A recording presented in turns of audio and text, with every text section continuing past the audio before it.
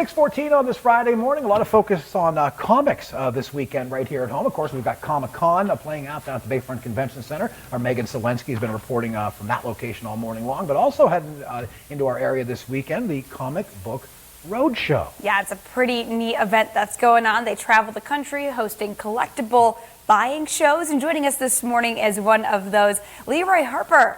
Leroy, you're joining us from Youngstown this morning. Good morning.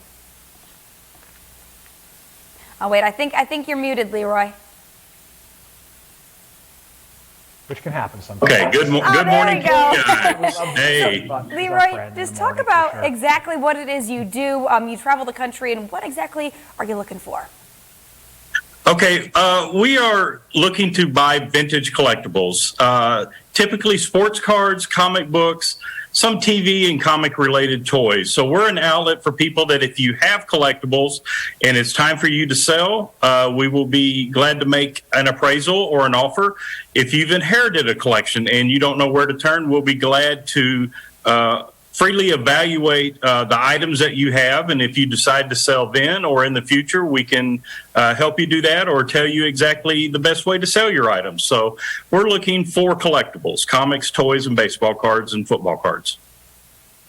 So how long have you been at this? I would imagine it takes a while to be able to have that level of expertise where you can just kind of see something and know ballpark how much.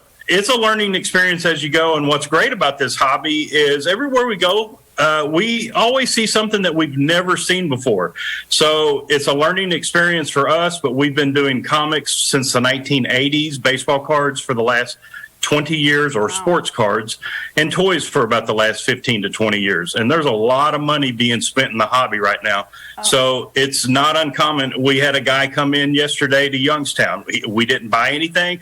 He didn't even know it, but he had a Hank Aaron rookie card valued at over $2,000. So he was pleasantly surprised, and he got to walk back home with it. Wow. He wasn't ready to sell, but you never know what you got in your closet. Yeah, there was a Michael Jordan jersey that just sold for $10.1 million at auction yesterday for the 1998. Oh, yeah. So, yeah, that sold for 10. Yeah, lots of valuables. So, Leroy, what would you say in all of your years of doing this is the coolest thing you've come across? I would say we never get tired of seeing Amazing Fantasy 15, which is the first Spider-Man. We've seen a handful of those over the years. Some items that we never see Action Comics #1. We never see Batman #1. These are iconic books from the 1940s. And the reason being is a lot of those books got destroyed during World War II paper drives. So there's a lot of things out there that even though we've seen thousands and thousands of collections, some books just really, they don't exist. And that's what makes those sell for millions of dollars a time. And again, explain to the folks at home who might think they have some of those potentially valuable comic books in their home, what they can do to potentially take part in this show. Say that again? Explain to the folks at home who might have those comic books, might want to get them evaluated by you, how they can make that happen.